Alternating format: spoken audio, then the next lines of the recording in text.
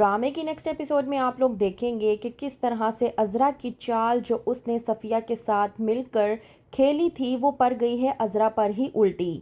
عذرا جو صفیہ کے ہاتھ موبائل لگا کر ٹرے بھیجتی ہے تاکہ پھپھو کی ریکارڈنگ کروا سکے، تاکہ فرحت اور اسما کو بھی بتا سکے کہ رضوانہ اور سائرہ کس حد تک شاطر دماغ کی عورتیں ہیں اور وہ اس گھر کا بھلا نہیں بلکہ برا سوچتی ہیں۔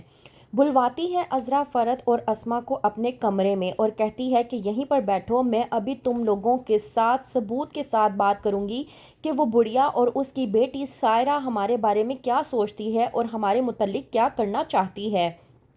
جیسے ہی آتی ہے صفیہ ٹرے لے کر تو موبائل کی ریکارڈنگ عذرا سنے بغیر ڈائریکٹ اسما اور فرحت کو سنانے کی کوشش کرتی ہے، لیکن یہاں پر چال عذرا پر ہی الٹی پڑ جاتی ہے کیونکہ رضوانہ اور سائرہ پہلے سے ہی ٹرے پر لگا موبائل دیکھ لیتی ہیں اور بری باتیں کرنے کی بجائے ان کی اچھائیوں کی بات کرتی ہے اور کہتی ہیں کہ ہمیں اس گھر کے لیے اچھا کرنا چاہیے کیونکہ ان گھر والوں نے ہمیں سہارا دیا ہے،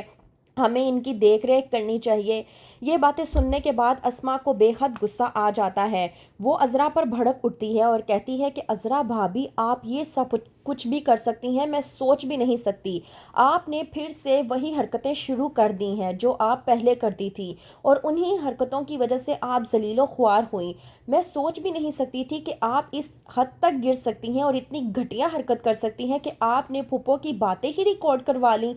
ان سب کے بعد عذرا اپنا آپا کھو بیٹھتی ہے اور کہتی ہے کہ یہ بڑھیا اور اس کی بیٹی تو اتنی زیادہ شاطر اور چلاک نکلی جتنا میں سوچ بھی نہیں سکتی تھی، یہ لوگ میری سوچ سے بھی زیادہ چلاک ہیں، لگتا ہے مجھے اب کوئی اور پینتھرا ہی آزمانا پڑے گا۔ اسما جو کہ عذرا سے کہتی ہے کہ عذرا بھابی اب بس کر دیں، آپ کیوں اپنے گھر کا سکون خراب کرنے کی کوشش کر رہی ہیں، یہ سب کچھ کر کے آپ کو کچھ بھی حاصل وصول نہیں ہوگا، الٹا آپ اپنے ہی گھر کا سکون برباد کر لیں گی اور کچھ بھی نہیں۔ وہیں پر دوسری طرف رضوانہ جو کہ ہاتھ دھو کر عذرا کی بیٹی کے پیچھے پڑ گئی ہے، کہتی ہے جمال سے کہ تمہاری بیٹی تو ہاتھ سے نکلتی ہی جا رہی ہے،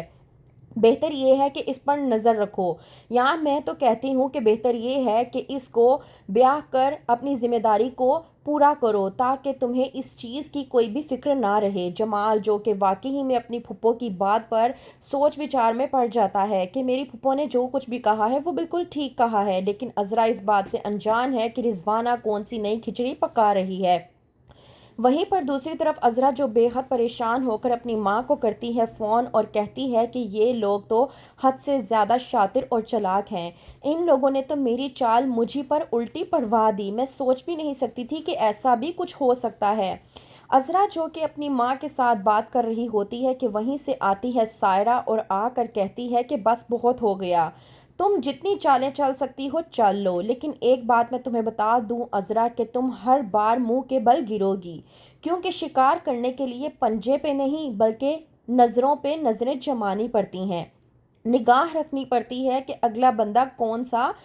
تیر چلائے گا اور کون سی چال چلے گا، تم ابھی بچی ہو ہمارے آگے، تم کچھ نہیں کر سکتی۔ عذرا جو کہ دل میں ٹھان لیتی ہے کہ اب میں تم لوگوں کے ساتھ وہ سب کچھ کروں گی کہ جس کے بارے میں تم لوگ سوچ بھی نہیں سکتی، اور بہت جلد میں تمہارا اور تمہاری ماں کا راز سب لوگوں کے سامنے فاش کر کے ہی رہوں گی۔ لیکن اسما اور فرحت عذرا سے ہو چکی ہیں بدظن، کیونکہ انہیں لگتا ہے کہ عذرا بے فضول ہی پھپھو اور ان کی بیٹیوں کے پیچھے پڑ چکی ہیں۔ تو کیا کرے گی عذرا، کون سی نئی چال چلے گی، جاننے کے لیے دیکھتے رہیے بیبی باجی کی بہوئیں۔